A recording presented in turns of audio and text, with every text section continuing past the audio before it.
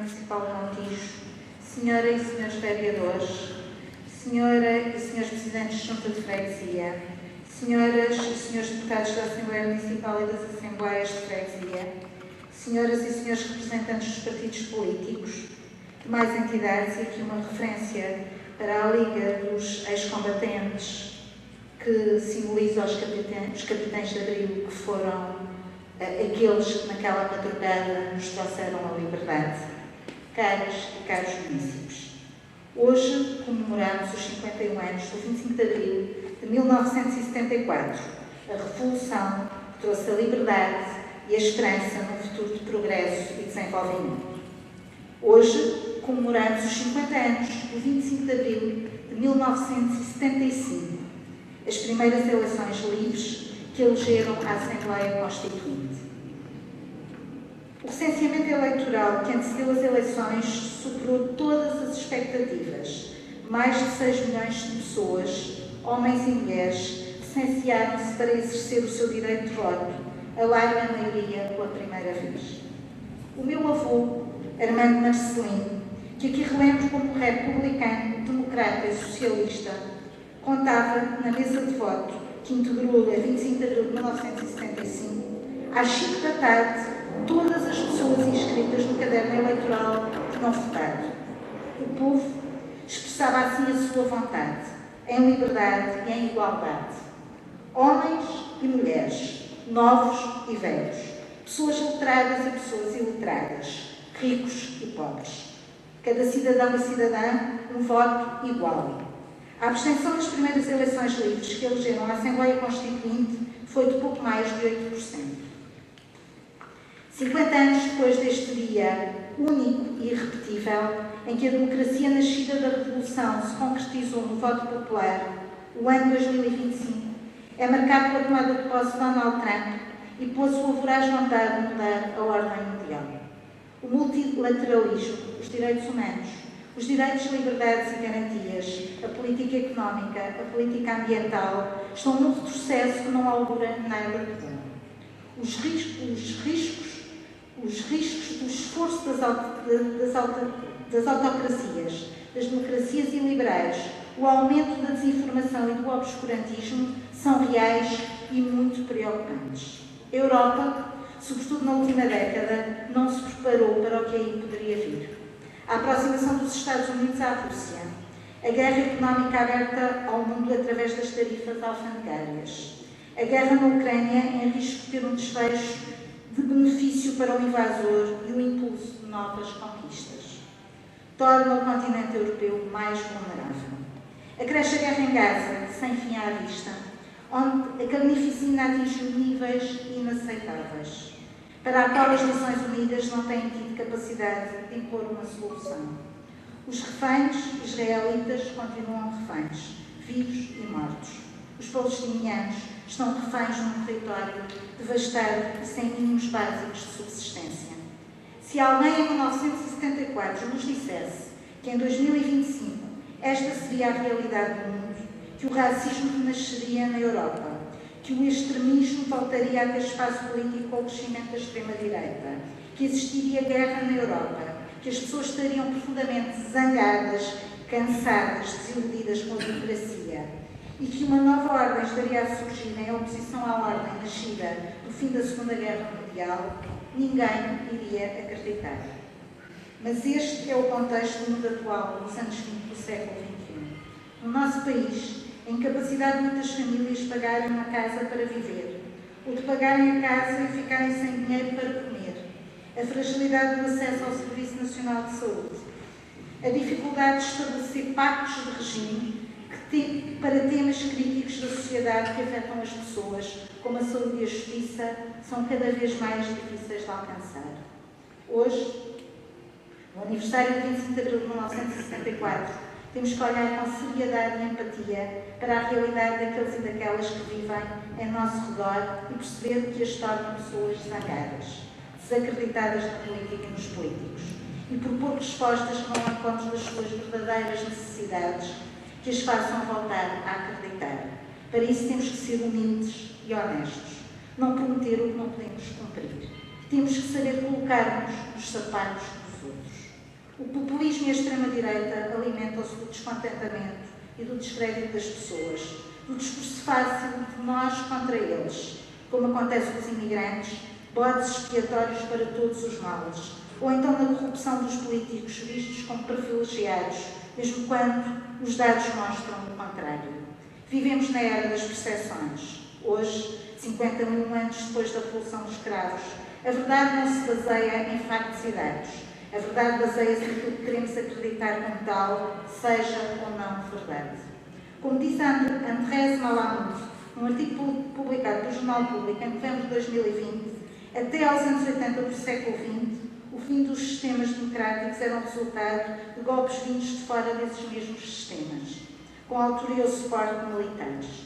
O golpe de 1926 pôs fim à Primeira República e que deu lugar aos longos 48 anos de ditadura no nosso país é disso exemplo. Hoje as democracias definham a partir de dentro, a partir da zanga e da indignação do eleitorado, aproveitada e explorada pelos populistas e demagogos. É necessário cultivar quotidianamente a democracia. Para tal é necessária negociação, transigência e concessões. A impaciência alimenta a intolerância, sendo a tolerância essencial como condição aos sistemas democráticos. Em 1974, o país respirava política, entusiasmo e ambição. Os tempos revolucionários deram lugar a tempos de moderação, onde a esquerda e a direita tinham projetos diferentes para o país, balizados ideologicamente. Ser trotskista, comunista, socialista, social-democrata ou democrata cristão significava ter uma visão e um projeto de sociedade, baseados em valores e ideias diferentes que se alinhavam entre esquerda e direita. Ana Cristina Santos, autarca da freguesia de Montijo, publicou um post esta semana que começa assim: cresci com conversas à mesa sobre política, sobre aquilo que são as diferenças entre os ideais de esquerda e de direita e sobre o que isso influenciava a vida das pessoas.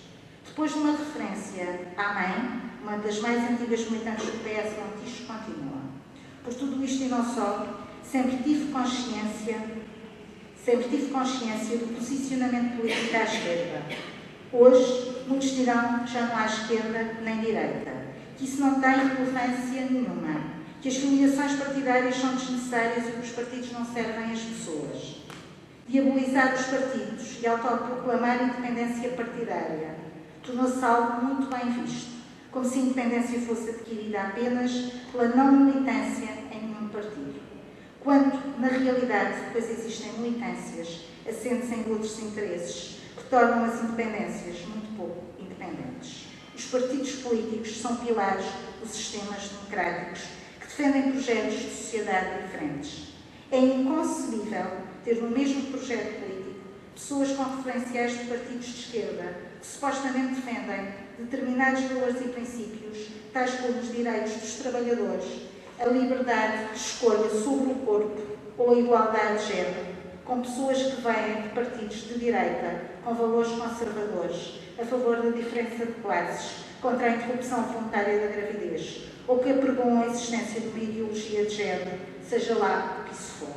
Não é possível, de forma séria, defender um projeto comum que comungue dos mesmos ideais de sociedade e de comunidade. O exercício do poder nas sociedades democráticas só tem sentido se for para desenvolver um projeto com uma determinada visão ideológica que sirva a comunidade, que sirva causas, que sirva as pessoas. O poder despido destes requisitos essenciais não serve à comunidade, contribui para o descrédito da política, sem respeito por ideais e valores que nos colocam num determinado aspecto da política. Hoje, aqui nesta sessão solene, quero saudar os partidos políticos que integraram a Assembleia Constituinte e que projetaram sempre nas suas propostas programáticas para o país e para cada município a sua visão ideológica de base. O MDP-CDE, o PCP, o PS, o PPD-PSD e o CDS-PP, assim como lembrar os seus líderes históricos, Manuel Tengarrinha, Álvaro Cunhal, Mário Soares, Francisco Sá Carneiro e Diogo Freitas do Amaral. Saúdo também os outros partidos que, tendo nascido mais recentemente, fazem parte do quadro político atual. A memória não é apenas aquilo que nos lembramos. A memória é também aquela que herdamos dos nossos antepassados, dos que viveram antes de nós e nos transmitem o legado dos acontecimentos, mas também dos valores e dos princípios. A memória coletiva ajuda-nos a construir sociedades que evitam reproduzir factos e momentos que nos levaram ao declínio e à catástrofe.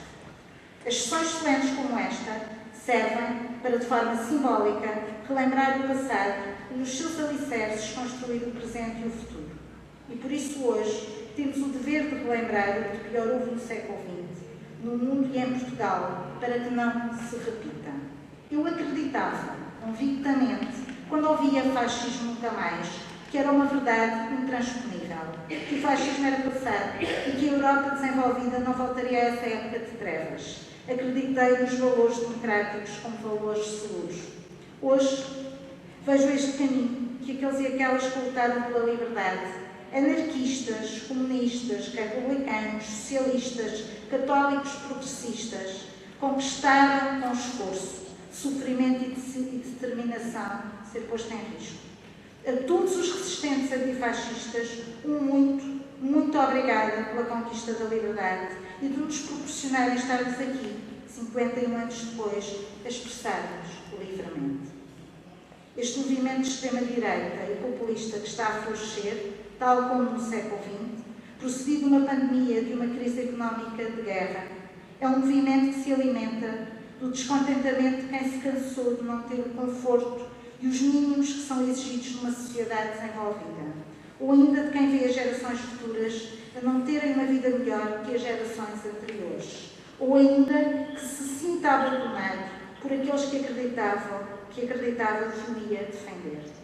Sem a utopia de um país com igualdade de oportunidades para todos e para todas, sem a ambição de desenvolvimento e progresso, sem a conquista de uma sociedade que corresponde de forma justa, com qualidade de vida a todas as pessoas, o sonho de abrigo não se cumpre. Esta avalanche que nos afeta requer cuidado e por isso a ideologia é necessária, porque acreditar em princípios e valores é tornar-nos mais fortes no combate que temos que travar em prol da democracia. Assistir à capitulação daquilo em que acreditamos, apenas por querer conquistar e manter níveis de poder, achando que se pode fazer pausas na defesa de princípios políticos que nos devem guiar, é oferecer de mão beijada o destino ao populismo e ao extremismo, que, fingindo que são antissistema, ludibriam quem está vingado e desesperado, agindo dentro do sistema, corroendo por dentro, para depois serem eles próprios um novo sistema. Apesar do discurso pouco positivo que hoje vos trago, termino com uma frase do Manifesto à Juventude do MUD Juvenil, assinado por membros da Comissão Central, Mário Soares, Francisco Salgado Zanha, Júlio Tomar, entre outros, publicado em 1947, que entendo como uma mensagem de resistência e de esperança. Que continuem os nossos adversários com os seus processos historicamente condenados. Que cheguem às mais degradantes violências, às piores injúrias. Que sejam até ao fim vítimas de si próprios, das suas próprias naturezas e instintos. Nós saberemos manter-nos serenamente, corajosamente. A consciência nacional, por mais adormecida que pareça, nos julgará, a nós e a eles, e venceremos. Viva o 25 de Abril, 25 de Abril sempre, fascismo nunca mais.